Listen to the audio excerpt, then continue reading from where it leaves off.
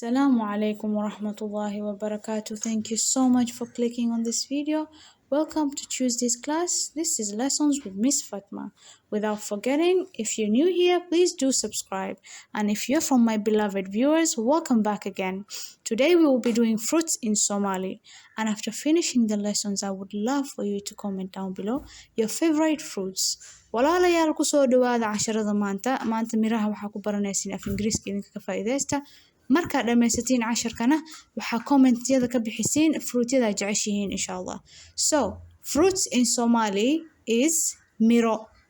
Again, fruits in Somali is miro. We are going to start with a fruit. Banana, MOOS. Again, banana, MOOS. Orange, BAMBEELMO. Orange, BAMBEELMO. The next fruit, apple, TUFAAX. Apple, TUFAAX. Pineapple, CANANAAS. Pineapple, ananas. Watermelon, QARRE or habhab. Watermelon, QARRE or habhab. Mango, ambe.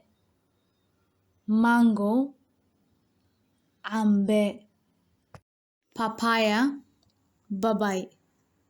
Papaya, babai.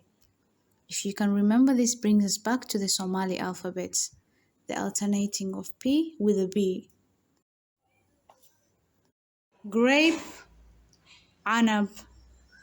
Grape, anab. Anabay haddii lagu dhaho comment-ka kasoo jawaab. Lemon, LIIN. Lemon, LIIN. Pomegranate, RUMMAAN. Pomegranate, RUMMAAN. Avocado, AVOCADO. Avocado, AVOKADO. Coconut, QUMBO. Coconut. QUMBO. We have come to the end of our lesson. Thank you for being here. Don't forget to subscribe and comment your favorite fruits down below. I will see you next Saturday, inshallah. Bye-bye. Yes.